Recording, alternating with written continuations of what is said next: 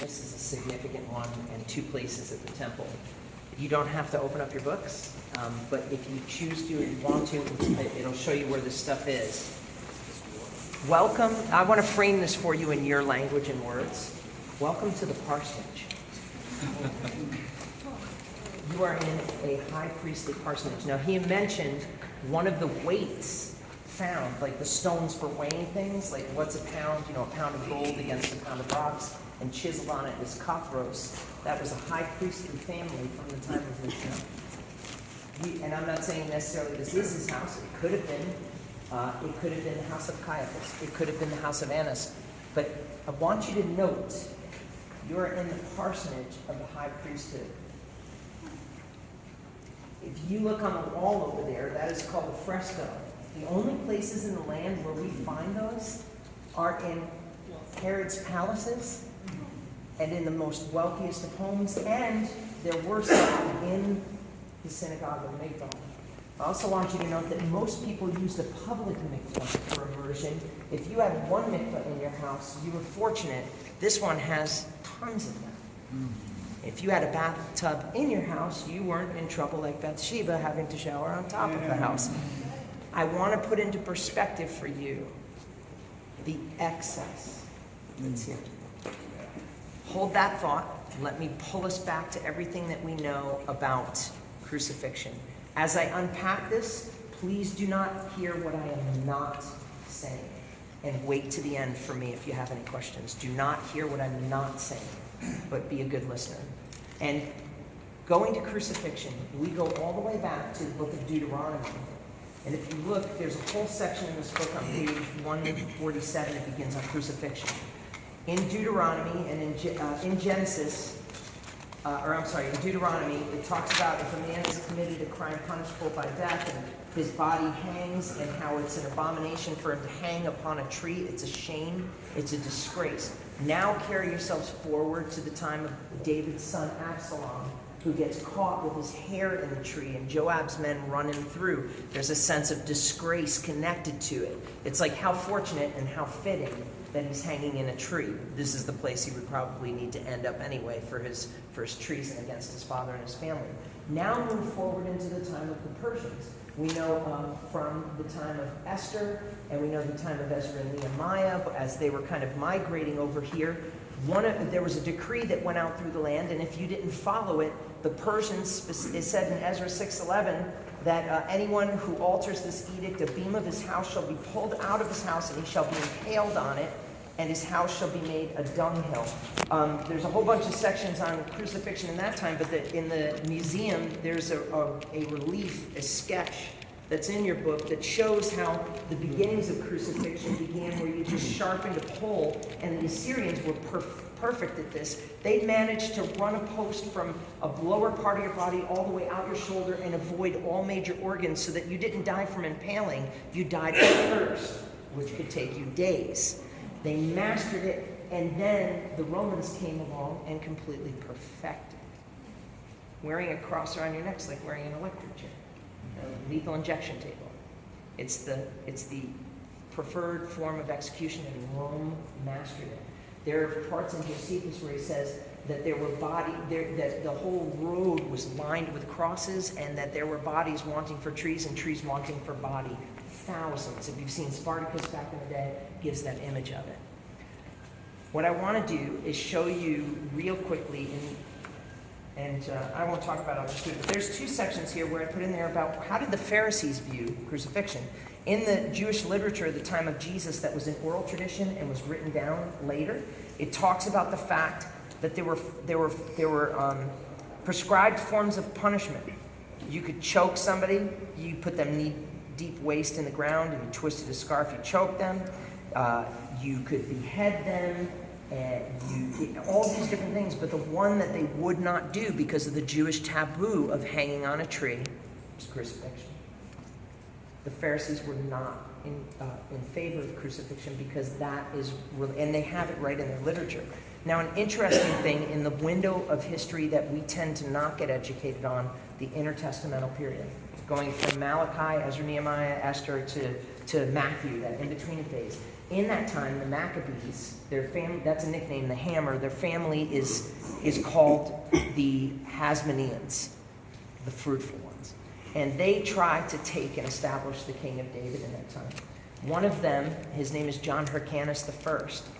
He is very, very favorable with the Pharisees. The Pharisees arose out of a time when they looked at Jerusalem and saw that the priesthood that was being run here under the Sadducees was very liberal. They were not teaching the Word of God. So they said, even though we're not a part of that line and the teaching should be taking place there, we need to teach the people. And they took it upon themselves. And in fact, the ceremonies of them not eating with people and them purifying themselves was their way of saying, we're not going into the temple before the Holy of Holies or the holy place, but we will still treat the teaching of God's word as if the service of the temple. So we'll purify ourselves. And that's how you notice Jesus, even though he's not down with them and he's eating with tax collectors and sinners and they're kind of like, he still is hanging out with them. He's constantly, they're disagreeing, but then he's saying, hey, come over to my house and eat. And one of them, he's eating at his house, and the woman comes in and breaks the alabaster jar. That's a Pharisee party. So Jesus wasn't necessarily anti-Pharisee, but Pharisees were anti-crucifixion. Bringing that in, John Hyrcanus decides that he is going to break faith with the Pharisees and begins to try to take kingly political power. And so he passes that view on to his son, and his son completely sides with the Sadducees. Sadducees believe in no resurrection of the dead. A tomb in Jerusalem here over is an epitaph that says, enjoy your life, because there is nothing. So if you don't believe there's an afterlife, if you don't believe you'll be judged for what you do, what do you care how you treat anyone? And so corruption on a level that would just cause your jaw to drop enters into the temple through the Sadducean leadership. Read through the book of Acts again. Over and over again, you'll see Sadducee, Sadducee, Sadducee, Sadducee. Now, don't get me wrong. Jesus had Pharisees who did not like him. Jesus had Sadducees who definitely didn't like him. And the reason they really hated him is because he was preaching against the corruption. And you're standing in it. You're standing in a parsonage of a pastor. How much is too much? And I don't want to spoil all of that, because the cleansing of the temple is the second place that I asked Yossi for permission to speak. But what's amazing about this is that in the Jewish literature, in the time leading up to the time of Jesus, there is mention of Annas, and I want to take you to that, because that's a worthy mark here. Let me make sure I get us there, and we'll be done in just a second. Turn to, if you want, 135. Usually with these things, we just, you'll have this and you can look at it. And if you send me a message and you're like, hey, Paul, what about that? Give me a few days, but I'll answer you eventually. Or this will totally be awesome firewood at your house and I won't be offended. So 135, did I say? Okay. So, hanging in a tree, impaling, Roman crucifixion upgraded. Pharisees, from their own tongue and their own right, not pro-crucifixion. Temple, heavily in charge by the Sadducees, who did not believe in the resurrection of the dead, therefore did not believe in the judgment for the life that you lived. Exceeded in corruption. Here is a statement. If you look at page 136, Luke 22, 53 through 54, I'll read 54. It says, then they seized him and led him away, bringing him into the high priest's house. And Peter followed at a distance.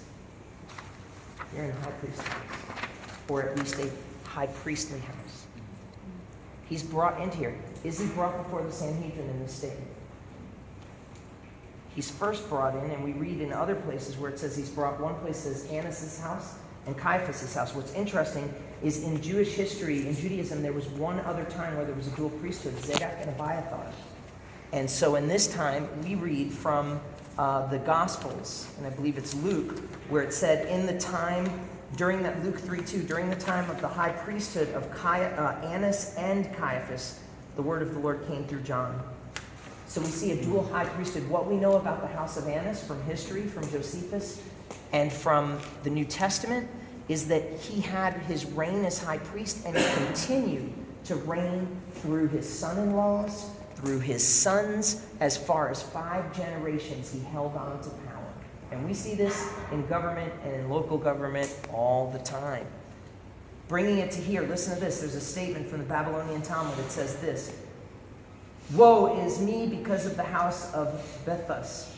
Woe is me because of their staves." He's going through and he's saying, these are the things, woe is me because of the leadership of this high priestly family. The next high priestly family, he says, woe is me because of the house of Hanin, which is what we say, Annas. Woe is me because of the house of Annas. Why? Because of their whisperings of, which leads to people's deaths. And then he says, this is where Yossi brought out about the names inscribed on those weighing stones right here in this house. Woe is me because of the house of Cathros, because of their pens. Woe is me. And so here we see these high priestly families mentioned not only in the Bible, but outside of the Bible. To wrap this up, let me give you a picture of what person Annas, the father-in-law of Caiaphas, really was like. In page 136, number 5, I'm going to skip down and just skip through here. For he was a great hoarder up of money, cultivated the friendship of Albinus and the high priesthood of Jesus by making them presents. In other words, the way that translates, he gave bribes everywhere. He held on to power, he hoarded up money, and he handed out money in order to accomplish what he wanted, when he wanted. Listen to this. It says in verse 207 there of Josephus' Antiquity of the Jews, chapter 20, it says, "So the other high priest acted in like manner and did as his servants without anyone being able to prohibit them." So it actually cut off here. Let me paraphrase what this passage in Josephus is, and you can look it up for yourself. Annas and Caiaphas would send, normally people would bring the tithe of their fields into the temple. The tithe of that would go into the storehouse, would be distributed among the poor and among the high priests and the priests, and they would eat that way. Annas and Caiaphas would send thugs to the threshing floors, take all of the grain, put it into his silo. And it says right here that they were supported in those days by the tithes, and they were dying for lack of food. If this is an accurate statement, it means that Annas, the father-in-law of Caiaphas, who is ruling with him, who are the men that are in charge of the crucifixion of Jesus, the time of Jesus, is that they are intercepting the grain at such a rate and hoarding up money at such a rate and building up their houses at such a rate that they're watching their fellow priests starve to death while they know all along they're piling it up. And Jesus walks into the temple and says, "My house will be called a house of prayer." He made it that as Jesus and flips the table. We'll pick up conversation on this later, but we need to make room for the other group. You track me on that? Yes. You didn't hear what I didn't say? I didn't say that the Pharisees are innocent. I just focused in on something.